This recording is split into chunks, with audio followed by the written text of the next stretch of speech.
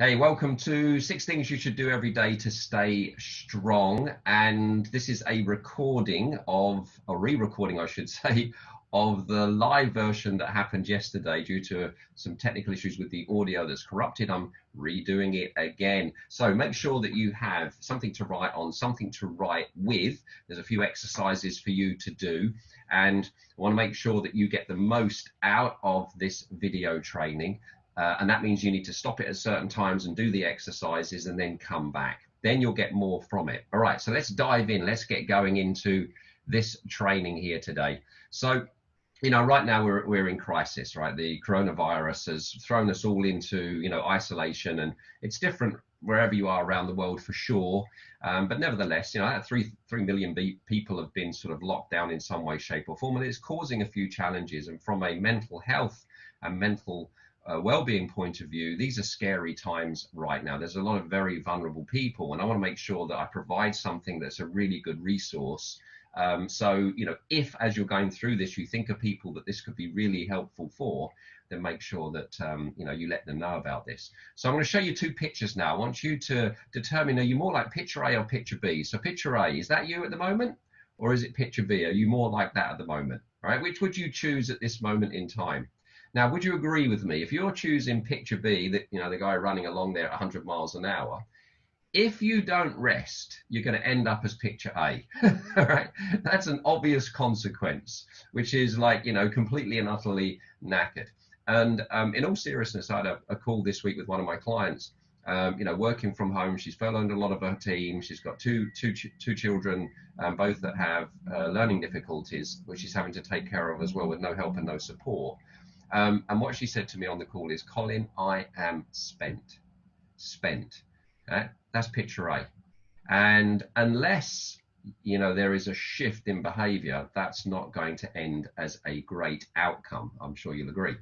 And so this is one of the questions that I ask my clients. Is your family getting the best of you or just the rest of you?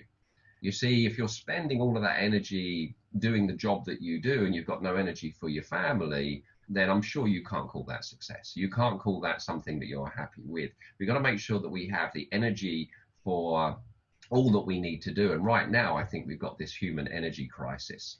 We are expending far more energy living in this new way at this moment in time. That might be true for everyone, but it'd be true for a lot of people. And as a result, if our battery's going down and down and down and down and it gets to red, well, you know what happens with one of these if it gets to red, right? It stops working. We're no different. We can only survive for so long on lack of energy. Then there's a consequence. Burnout, exhaustion, are just some of the outcomes as a result. So we want to make sure that we're recharging our battery regularly. Now, if you've ever flown, the old world, that when you got on an aeroplane, they would take you through the safety procedures and they should say, should there be lack of oxygen and the oxygen mask fall down, what are you supposed to do?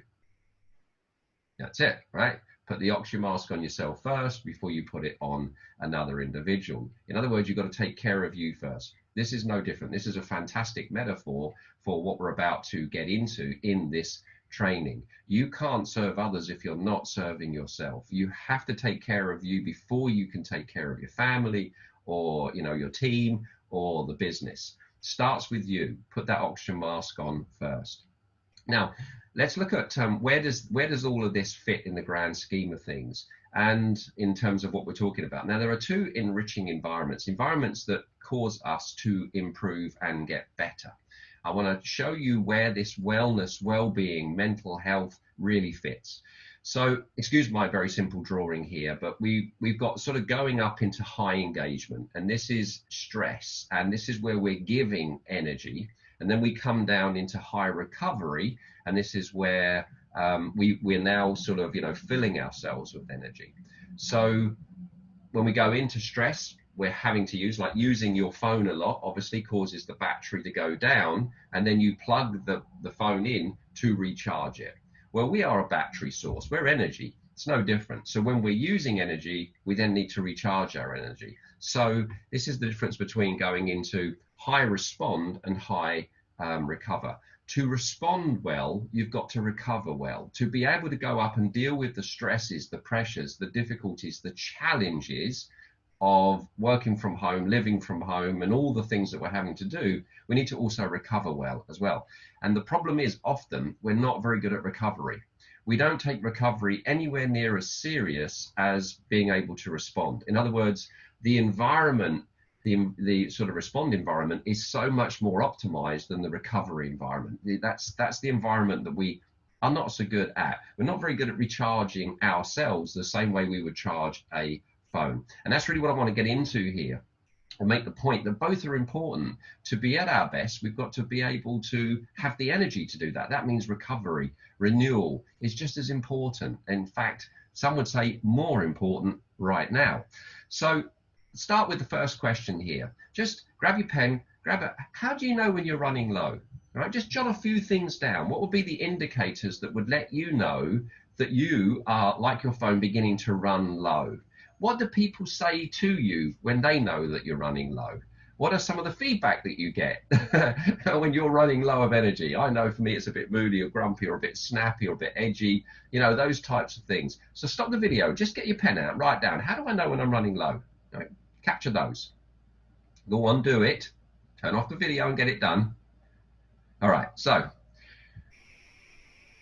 that's sort of understand what well-being is and where it fits, but also building your well-being is really what we're talking about here. And so now we know where it fits. What about building your own well-being using the strategies I'm going to share with you? So what we want to do here is prioritize the things that strengthen us, and that's really what we're talking about, how to be strong.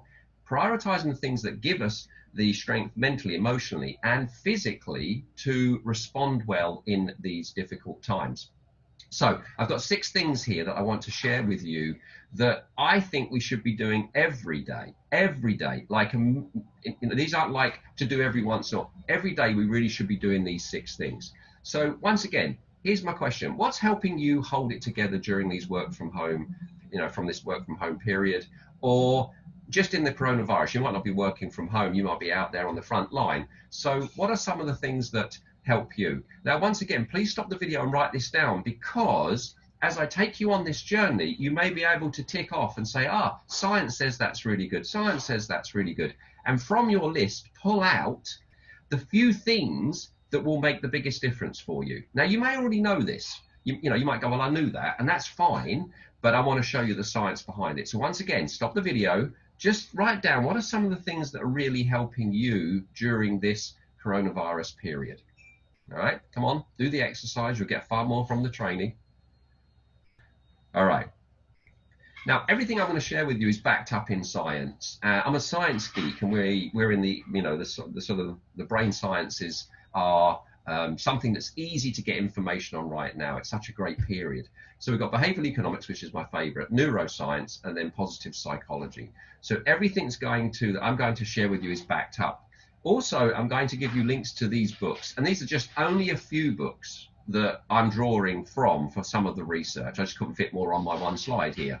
And this is what I call profound and proven research. So it's profound and it's proven, and it must be proven. You know, what does the science say, rather than what's the opinion, or, you know, what's the myth that's out there? What does science say? Does science back that up? That's really my question. I want to make sure that science backs it up. So grab a pen, write down STRONG, strong, and then let's have a quick review of how you're doing with this. I'm gonna have a little swig of my coffee here. Okay, write it down. Hopefully you've got a little coffee and a cup of tea as well, or something like that. All right, so the S is for self-care. So fill in self-care. The T is for togetherness and connection. That's the people side of the equation. R is for routines. Our brain needs routines. Routines are really important. Now, some people need routines more than others, but the brain needs routine. And we've been thrown out of the old routine that we had, and we're in a new routine here. And that's why some of us are struggling. Outside, the importance of getting outside, being outside and being in nature. Talk about that. News.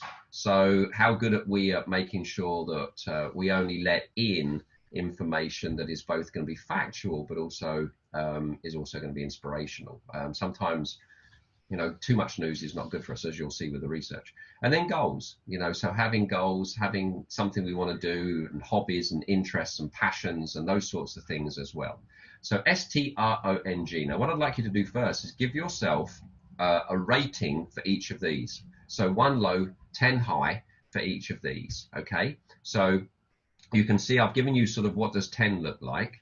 So once again, go down, give yourself a score, turn off the video if you have to, and just give yourself a score for each of these. You need a baseline, because from the baseline, you're going to be able to figure out where do you need to leverage or put focus right now to bump up your well-being, to bump up your strength emotionally, physically, and mentally. All right. So do that.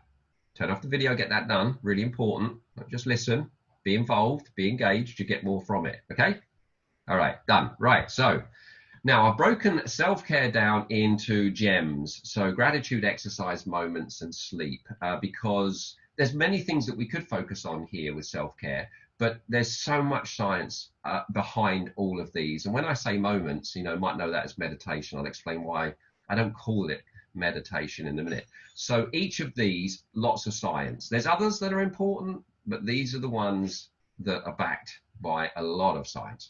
So what's the undisputed heavyweight champion of happiness? If you had to pick one thing out of gems, what would you pick? Well, I'm going to tell you, it is expressing gratitude. So expressing gratitude has been found to be the best when it comes to happiness. And in fact, I say gratitude is the practice of happiness. When you focus on all that you've got, all that you're blessed with, all that you're grateful for, it's difficult to be in a bad state. And no matter how bad something is, there's always something to be grateful for. It's just a case of directing our brain into that. I want to show you how to do that. Now, you're in the toolkit here, and there is a book here that I've written called Gratitude. Okay, and you can see the practice of happiness. So it's not on the page you're on right now, but if you go through the toolkit, you'll find it. So if you enjoy what I'm sharing with you right now around gratitude, go download the book. It's in the toolkit. Read the book. I'm sure you'll really love it. So you'll see here that there's lots of links. So it will make you happier. Obviously, you can see that's 5 links to different research. And I'm not going to say that anymore. You'll see all the links that are in this training, and you can download the slides. And of course, you can click on the links and you can find out about it. If there's anything in here that you are interested in, then go find out. But the point I'm making is, and it took me a frigging long time to do it, behind everything I'm saying with you is research, and it's backed up. Right? And you can validate that yourself. So it's not my opinion here. It's not my opinion. It is what science, what researchers, what those in the field are finding out about this piece of grey matter in between our ears. The 12 inches between our ears, this space is such an important space. So I will say it no more. You can see from now on. It will improve your relationships. It will make you a better person. It will make life better for everyone around you. Now, if it comes to me asking you this question, how happy are you? Right? How happy are you? In order for you to answer that question, something very interesting is going to happen in your brain. Now, this comes from Daniel Kahneman's work here, Thinking Fast and Slow. So behavioral economics, looking at things called heuristics and biases, which I am fascinated with. And heuristics, very simply, are just basically an energy saving source. It's a shortcut that the brain makes so that it doesn't have to use energy. And these shortcuts are fantastic, but some of them are not so fantastic. But what I want to show you here is how your brain tricks you and how you can use that trick back on your brain in order to improve your happiness factor. So how happy are you? To answer that question, you're going to find there's 2 types of happiness. There's instantaneous happiness, how happy you are right now. And then there's remembered happiness, your memory of what's happened about the day so far. Now, if you had to choose between those 2, instantaneous and remembered, which one would you say has the biggest impact on your happiness? Is it instantaneous happiness or is it remembered happiness? Just say it out loud. All right. Now, hopefully you're saying remembered happiness, because remembered happiness has by far the biggest impact on our happiness factor. So the conclusion we can make from that is how we remember things matters, or the story that we tell about what's happened matters greatly when it comes to happiness. So let me kind of back that up now with some of this research. So we tend to rate our experiences as an average of the most intense moment, that's the peak, and that peak can be negative or positive, but also how it finishes the end. So this is one of these heuristics. In other words, the brain doesn't remember everything about the experience we've just had. It remembers two things, the peak and the end, and that's it. Everything else, let's go off. It says that's not important. And I won't get into the evolutionary reason why that is the case on here. Just, it is the case. It remembers two things, peak and end. So out of those two things, endings, the ending of the experience, has a disproportionate effect on remembered experiences. In other words, peak, endings is above peak. How it ends matters more. So scientists have called this the peak end effect heuristic. The peak end effect heuristic. Now let's look at how this works. Let's say this is your day, and you can see you're up and down emotionally through the day. Typical day, right? You know, good emotions, not so good emotions, stressed out, you know, then happy, and that's why it sort of goes throughout the day. And let's say at 3 o'clock, as you can see here, something kicks off, something happens, and you're stressed, you're pissed off, you're angry, you're thumping the, you know, and you stay that way for the next sort of couple of hours. And then at 5 o'clock, I say, oh, how you doing? How was your day? Now, what are you likely to say? Okay, what words would you use to describe the day now? Right, so like, well, it's been a nightmare day. Oh, it's been so stressful. Oh, and then you'll tell me the story. This bloody idiot sent me this email, and would you believe? Off you go, right? Now, see, the fact is, it's not been a bad day. It's been a bad couple of hours. It's not been a stressful day. It's been a stressful couple of hours. But because of this peak end effect, that's the end, that's the bit that we tend to focus. Plus, it was very negative emotion as well. We tend to focus on that. And so if that becomes the story that you tell about, let's say that's Tuesday, it's not a true story, but that is the story. That's how you remember it. So what we can do here is we can use the peak end effect to our advantage. And we can end the day on a high, which is really what we want to do. How do we do that? Well, basically, we ask one question. What 3 good things have happened today? And that's it. And as soon as you ask that question, you have to evaluate the whole day, not just the end, the whole day. And then you link all of those peak experiences together. And you then remember the day differently. You've pulled out the peaks which have been good, and you've remembered it at the end of the day. So the end of the day is so much nicer. So how to end the day according to behavioral economics, ask yourself the question, what 3 good things have happened today? That's it, right? So what 3 good things? Now, what I'd like you to do now is I would like you to stop the actual video here and write down 3 good things that happened yesterday. Don't just listen to this now. Do the exercise. That's how you're going to get the benefit. Write down 3 good things that happened yesterday, okay? Just write them down. 3 good things that happened yesterday. I hope you're doing it. Write it down. Stop the video. Write it down. All right. Now, rather than share it in the chat box, put it in the comments below. Okay. Write one thing that happened yesterday that was real good. Just write it below. Tell me below. Okay. One thing that happened yesterday that was really good. You don't have to share all 3, just one thing. All right. So stop the video. Do that now. Go there. Type it in the chat box or the comments box below this video and let me know. All right. Now, this technique has been proven again and again and again to boost levels of happiness. In fact, completing this exercise every day for 1 week led to an increase in happiness that persisted for 6 months. You need to read that again. Completing this exercise every day for 1 week led to an increased happiness that persisted 6 months. I'm giving you the research there to go and check that out. Guys, this is 3 minutes. 3 minutes, right? 3 minutes. And a tremendous impact on our mental, emotional well-being. 3 minutes. And all you have to do, I've put in the instructions there. Now, you don't have to do it just before you go to bed. You can do it at the end of the day, whenever it is. It's doing it that really makes the difference. And it's very important you write a sentence down as to why it happened. That really ingrains and forces the brain to release, better chemicals, if you like, happy chemicals rather than. I've lifted this straight from Martin Seligman's book. As you can see, he's really the grandfather of positive psychology. So I'll shut up, have some water, read that, and then we'll move on.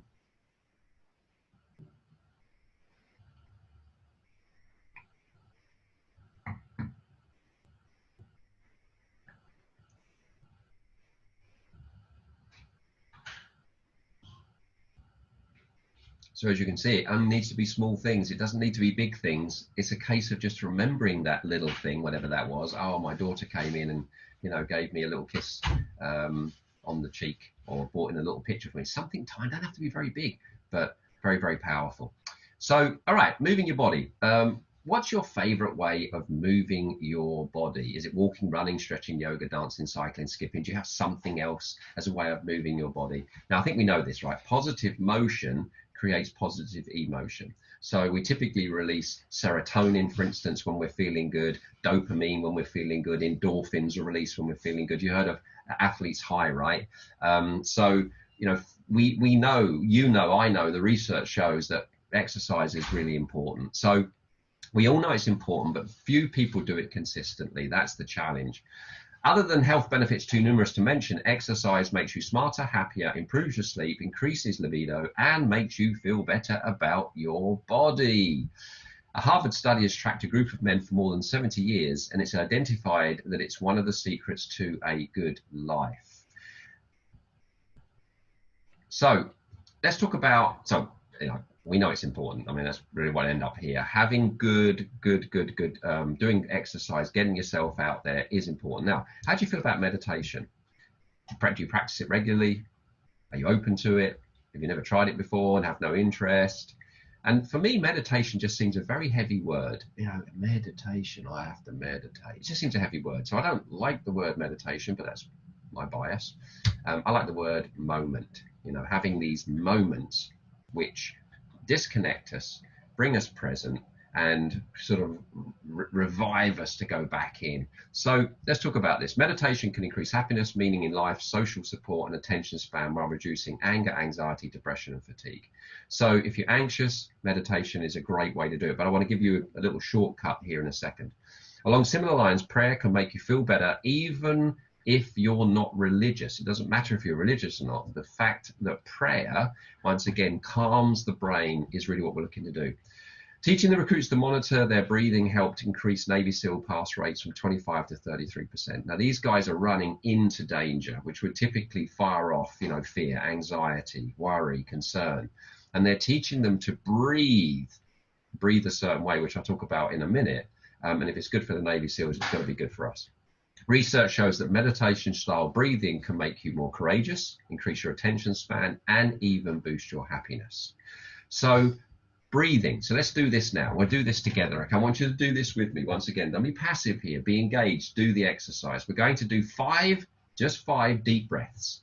And we're going to use 6 cycles per minute to do this. So just follow me. Okay, it's what I call smell the roses and blow out the candles. Smell the roses, blow out the candles. That's all we've got to do. So we're going to breathe in for 6, okay, smelling the roses, and then we're going to purse our lips and breathe out for 6, blowing out the candles. Just do it with me. All right, ready?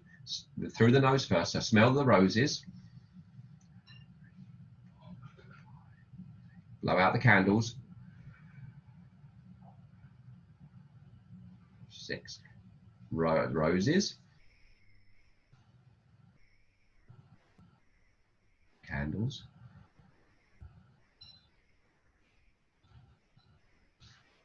roses, candles,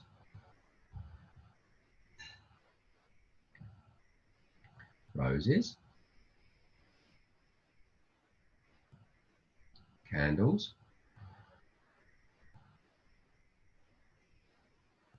roses,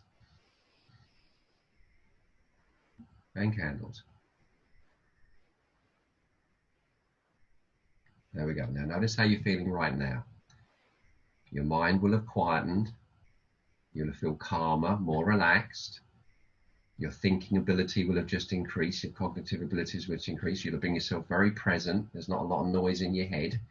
5 deep breaths. That's a moment. It's a moment, which is meditation, which is prayer and all those things, which just causes our brain to unhook itself from the craziness that's going on inside our head, just to bring ourselves back and present. It's powerful. So breathing, very powerful. Now in the toolkit here, you've got a tool called Alpha Calm. This is what I've just done, Ubered. This tool here, I'm using something called isochronic tones, which is the music that's in the background. Isochronic tones hemisync your brain, naturally put you into a Zen vibe without you doing anything. And then you've got my dulcet tones taking you on a beautiful guided visualization. You will feel chilled, relaxed, zenned out by the end. You'll be in a blissful state by the end of it. You may even fall asleep. It's so relaxing. So all you got to do is listen to it.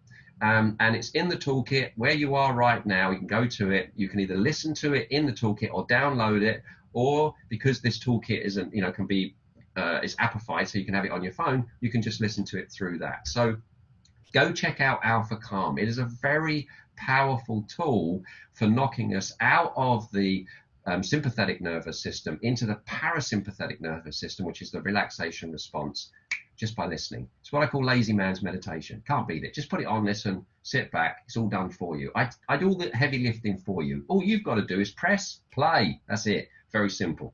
Go and listen. You'll love it. All right. So how are you sleeping at the moment? Let's talk about sleep. All right. Are you about the same? Are you better? Are you worse? How's your sleep? Because there's no question for many people, their sleep patterns have been massively affected by working from home, and that's because a lot of our routines, we've lost a lot of our routines. So the thing about this, you can't cut corners with sleep and it not affect you. Here's some research I'm linking you to. Here's what it says. By the end of 2 weeks, the 6-hour sleepers were as impaired as those who, in another study, had been sleep deprived for 24 hours straight, the cognitive equivalent of being legally drunk. So you'll see how they set this up. And so many people are only getting 6 hours and not getting the recommended 8 hours. So you can't cut corners on sleep and it not affect you. You might think it's not affecting you, but it is affecting you. It's just that you're drunk and you don't know you're drunk. It's a bit like drunk saying, give me the keys to the car, I'm going to be fine. I'm fine, right? You go, no, you're bloody drunk, mate. We're all drunk because we're not getting enough sleep, but we don't realize it because we're not getting enough sleep and we think this is normal. Sleep is essential, absolutely essential. So a lack of sleep makes you more likely to get sick and more likely to behave unethically. And there is such thing as beauty sleep, would you believe? Beauty sleep. Our findings show that sleep-deprived people appear less happy, less healthy, less attractive, and more tired compared to with those that rested well. So once again, click on the link, you'll see. Now, I read this book here, Matthew Walker is his name, called Why We Sleep, Scared the Living Daylights Out of Me. I mean, it is a really profound book when you understand the implications of sleep and not getting enough sleep, all right? It's very simple, basically. For every time you don't get a good night's sleep, you're accelerating death. I mean, I can't say it more profound than that, but that's the reality, okay?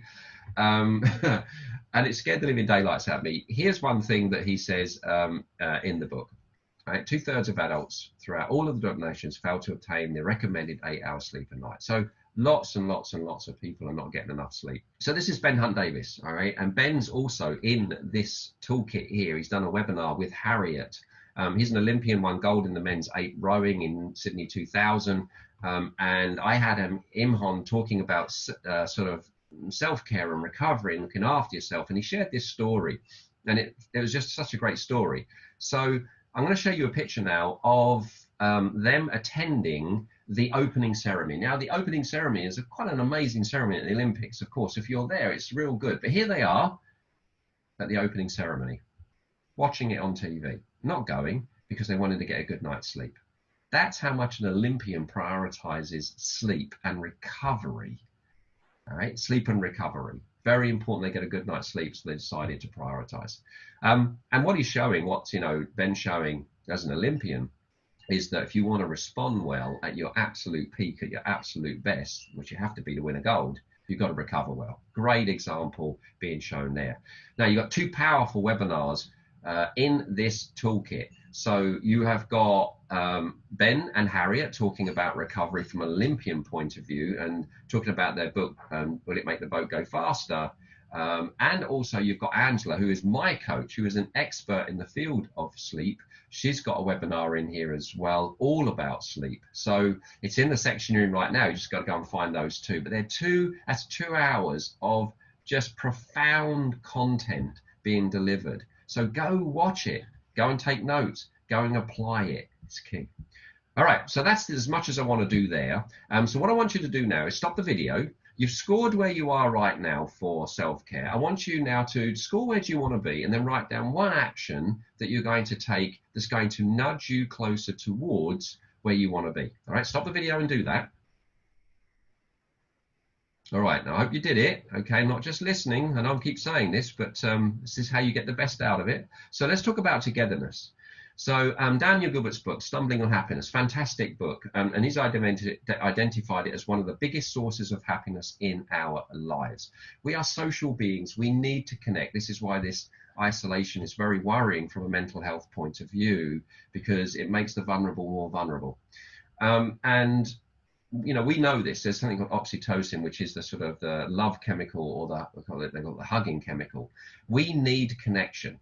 To be happy, we need connection, but it gets worse if we don't have it. So I won't say much about that, but you might want to click on the link and find out about that. I found that really interesting. Relationships are worth more than you think. Not feeling socially connected can make you stupid and kill you. Loneliness can lead to heart attack, stroke, and diabetes. Isn't that interesting? So loneliness kills us. Connection fulfills us.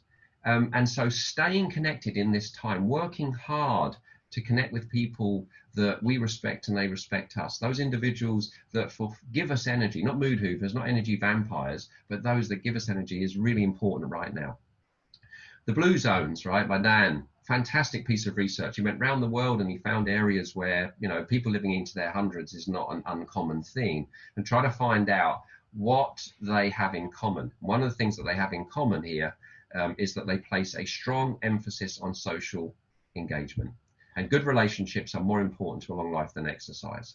So this is such an important part, and we're struggling right now because we're not able to do what we would naturally do. And so we have to work at this. We have to make sure that we are keeping these connections strong right now. Friends are key to improving your life. 2 pieces of research there. So once again, give yourself a score. Okay, turn off the video. You've scored where you are now. Where do you want to be? Do you want to, you know, nudge it up by 1? And then what's one action that you could take that could move you further along that line? Do the exercise. All right, another quick poll here. Are you working on average longer, less, about the same? By what? What would you choose here? A, B, C, D, or E? Which would you choose? Now, according to research, one report here, the work days have stretched by 3 hours. Now, this isn't necessarily bad news. Some people are absolutely loving working from home, and they're loving that flexibility and that freedom of, I can get up early, start early, work, and I can carve out a couple of hours to, you know, be with the children in the afternoon or do something else, and then work longer. So in that sense, that's all good. That's like filling ourselves with energy. That's like a good thing. But for others, all they're doing is they're taking their commute to work and their commute home, and they're just basically working those hours. So rather than commuting, they're working, and that's not good. That will not, you know, create a wellness and, you know, happiness, not long term. There's only so long that you can work longer hours and it not affect you in some way, shape, or form. So it depends, that one. So let's talk about routine. So I've put Laura's book here, a link to her book here, because she studied the schedules of high achievers, some of the people that we know, you know, athletes and business people. And what did she find? Well, they rise early and they almost have a morning routine. And so establishing a really good morning routine is very important. So for me, it's my 3 M's. So movement, do some kind of movement, like I went for a run this morning with my wife, Tor, or it could be a HIIT routine or stretching or yoga or something like that. Meditation, just nice calming, which running does anyway. It has that effect on me, just going out for a run. It calms the mind. Having a moment. And then we've got a mind food, you know, good information, reading something or watching something or listening to something that, you know, gives me inspiration, bread for the head, food for thought, something like that. And I've, you know, put them all on this here. So I've got everything here on my iPad. So it might be a TED talk, it might be a podcast, or it might be a book that I'm reading. So that's my 3 M's. So having a good morning routine is important. Research shows that your mood in the morning affects your mood for the rest of the day. So if we start well, we've got more chance of having a good day. If we don't start so well, it can mess up the whole day. So working on, if you win the morning, you win the day is really what I'm saying here. Don't check your email first thing in the morning, all right? Study shows it stresses you out and lowers your productivity. Stresses you out because you get more cortisol going into your system. By the way, when cortisol is released, your immune system turns off. We have these many systems. We have, for instance, we have our muscular system, digestive system, we have our nervous system, we have our circulatory system, we have an immune system, we have an endocrine system, we have loads of systems. And basically, when we go into fight, flight, and freeze, stress, the brain determines which system is essential and which aren't. Well, one of them that's not essential is the immune system. So as soon as we go into stress, the immune system gets turned off. That's why long-term stress isn't good for us. Stress is good because I got to stress this muscle in order for it to grow. That's why we need to go up into high stress, right? High respond. But if I stay there, and in other words, if I keep stressing the muscle and breaking it, stressing the muscle, breaking it, stressing the muscle, breaking it, eventually the muscle will break. And that's us breaking. That's called, as I say, a burnout, being burnt out. So you don't want to do that. Plus also it lowers your productivity. An email box that only neatly organizes everyone else's agenda. So you've got to be clear on what's your priority first before you go into your email box. And that way then you're more effective rather than just efficient. What about having a shutdown ritual? Once again, been shown to be very important. How do you get your mind out of work mode? What are your ways of relaxing now? Getting out of work mode. It's just as important as starting the day in order to do that. Do you have a little sort of routine that you follow that gets you ready for bed? You really want melatonin being released. Angela in her talk, in our webinar that's in this toolkit will show you exactly why that's important. Here's another little tip. Writing down what you need to do the next day relieves anxiety and helps you enjoy your evening. So for me, I just capture all these things, all my thoughts, and then these are sort of the night before, get them out of my head, get them all written down, and it's been found to help relieve anxiety because you're not thinking about, I've got to do, you've got it all out of your head. Simple little thing that we can do that helps us get a better night's sleep. Another thing about routine, I love this book here by Anders Ericsson. So he's studied, the best of the best, and he's found if you just take this one study here of top violinists, virtuoso violinists, he's found that they practice intently for very relatively short intervals, first thing in the morning for no longer than 90 minutes, followed by a break, and they never practice for more than 4.5 hours. This is like intense practice. Now, you think of our work day, it's a lot longer, but this links quite nicely to this piece of research. Research suggests that balancing work activity with a brief time for detachment from those activities can promote greater energy, mental clarity, creativity, and focus, ultimately growing our capacity for resilience throughout the course of the workday. Think about that. That little 5 deep breaths, that is what they're talking about here. It's a detachment from the activities. Get up, walk around, go and make a coffee, go and stand outside, do something, and then come back in. And you'll be far more productive, as you can see, based on this piece of research. A small detachment brings great benefit. Now, what about working from home or working from the office? If you're now working from home and you're not in the office, there's a high probability your routine has been thrown out.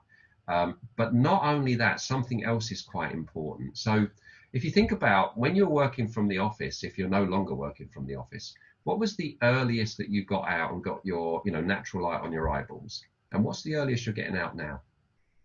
How many times did you used to get out? You went out, got out for work, and then you went out maybe for a coffee, and then maybe lunchtime you went out and got something to eat, and then you had a coffee in the afternoon maybe, and then you come home from work. Then that's minimum 5. What is it now?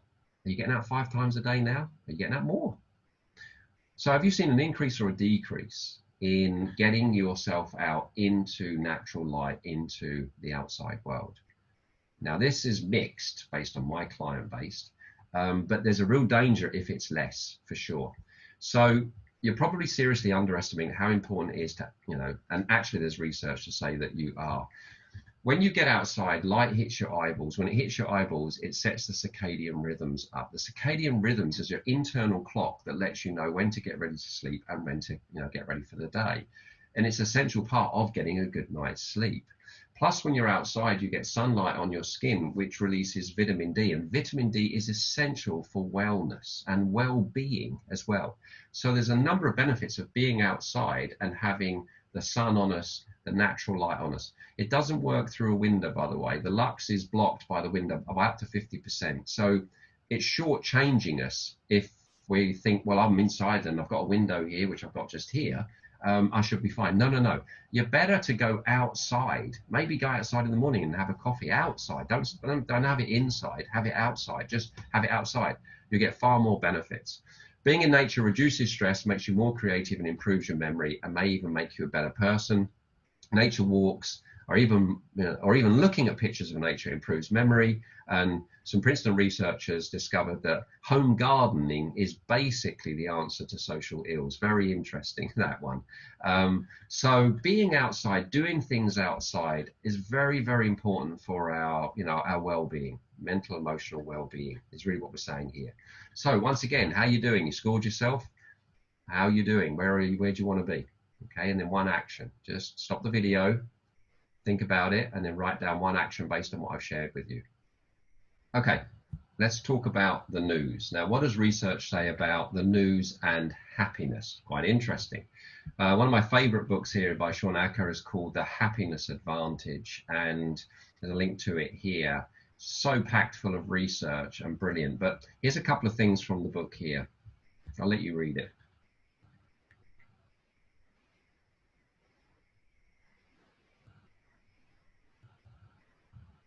So this is called brain priming. So if we prime it negative first thing in the morning, it's primed for negativity throughout the day.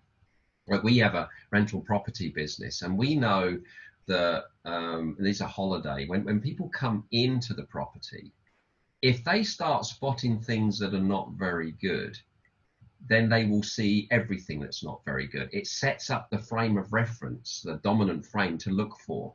Now, if they walk in and they just see, this is beautiful, they will then start to spot all the good things, even though there's a few things that are not quite right. So it's the way that the brain filters and deletes. So we want to make sure that we set our brain up first thing in the morning well, rather than framing it not so well. So that's not good. What about this one here?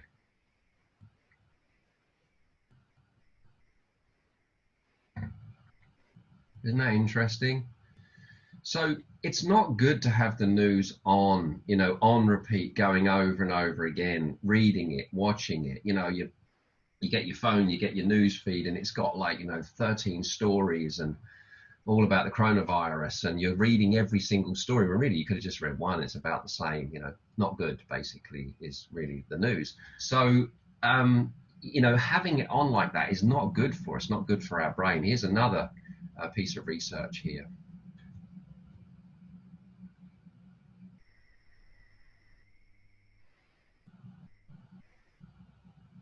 So, we've got to be careful here with the news. I don't have any news apps on anymore. I've deleted them off. Delete them off almost immediately. You won't see me much on social media at the moment, apart from posting the webinars that I'm doing for the Good Vibe Tribe. That's it. I'm not on, because as soon as I go on, my mind's going to be fed with, sensationalism. And look, newspapers are paid money to scare people. It's how they get eyeballs on their news. A lot of it isn't factual. A lot of it is anecdotal. And so you're better off to go and find, good sources of news that give you facts rather than sensationalism, and be careful of it. It's not good for our brain. There's lots of research to say it's not good for our brain. And so what I'm saying here to you is be smart, be very smart about what you let into your head and when you let it into your head. The worst thing you can do is listen to the news first thing in the morning. It's the worst thing you can do. You're coming out of sleep, your brain's very susceptible, it's very open, it's in a state of alpha, it's open, it doesn't have a cap or lid on it at the moment, that rational cap, and then you just go, bad news, bad news, bad news, bad news, bad news, okay? Not the best time to do it. So be smart, understand the way your brain works, right? Don't listen to me, check the research out. Understand the way your brain works, and then make a better decision when you let that news in, and how you let that news in. Do you go get it, or is it bombarded to you? Do you get like a ping? Another news, another news, another news? Be careful is what I'm saying here. All right, so give yourself a score. How are you doing for news? And then where do you want to be? And then one action. Turn off the video, get that done. We're almost there. Right, let's talk about goals and challenging yourself. So here we're talking about having goals makes you happier, having interests, having passions, having hobbies, things that you want to improve and get better at, is really important. So when this all started, I thought this was a perfect time for me to learn how to read people's minds. So I bought myself a little kit, and I've been learning how to read people's minds. So should you meet me, I'm going to be able to read your mind. I'm going to be able to, if you give me your phone, I'll be able to unlock your phone, because I'll be able to pull out of you the numbers that you use. So I'm going to be very dangerous. Very dangerous. But having something like that is good for us. It makes us happy. Meaningful goals. These don't have to be big goals. These can be little goals. Like, I think, lots of people are learning to bake at the moment based on the fact we can't get any flour anywhere, right? So, and that's what this is really talking about here. It's little challenges, well, okay, what can I improve? What can I get better? How can I develop myself in some way, shape or form? I'm not talking about setting big goals here, little things. What we're doing here is some little goals. Learning another language keeps your mind sharp. Music lessons increases intelligence. Challenging your beliefs strengthens your mind. Increasing your willpower takes a little effort every day, but it's more responsible for your success than your IQ, believe it or not. Not getting an education or taking advantage of opportunities are two things that people look back on their lives and regret the most. So they've asked, those that are towards the end of their life, what are your regrets? This is one of the biggest regret that they have. So opportunities to improve and develop and grow and get better and push oneself is really good for us as well. So once again, give yourself, where you are, score, give yourself where you want to be, and then get an action. So now you can see from this little grid, you can see where the biggest gaps are around strong and the actions that you've got, all right? And that's really what I want you to get from this. It's very important that you have something to go do as a result of it. So here I have my 6 quarantine questions here. And I wrote these down way back when it first started, 11 weeks ago here. And these questions are written in such a way that they cause us to evaluate ourselves. We can't be passive, right? Did I do my best to take care of my mind, body, and spirit? Now, I have gems up here. And that's, we've covered that with use of gratitude, exercise, moments, and sleep. And I have to score 3 out of 4 to say I've done that. So not 4 out of 4, but 3 out of 4 to do that. So gratitude, for instance, as a family, we sit around the table and just ask, what we're grateful for, and everyone shares one good thing. So, can do that there. Did I do my best to check in on, stay connected today? So, who have I spoken to? Have I missed anyone? Do I need to make sure? Do I schedule who I speak with? My goal is to speak with my mum every day. I've missed a few times, not doing that because I have to do it by a certain time when she turns all the phone off and she won't answer it. So if I don't do it by a certain time, I'm knackered. And if I'm not watching the time, I sometimes go a little bit over that time. But that's one of those things that's scheduled, I need to do. So, having those kind of connections is really important. Did I do my best to break the day down into sensible sections? Did I have a good start time, finish time? Did I have, an evening routine, morning routine, break during the day, and all those sorts of things that enables me to be a better, more productive individual? Did I do my best today to turn off all negativity and scary inputs? I've done well with that one right from the start, to be honest. I knew straight away that there's no way I want to hook into all of that malarkey. So much of it, as I say, is sensationalized just to get eyeballs and ears, because that's how they make money. Did I do my best to make progress towards a meaningful goal?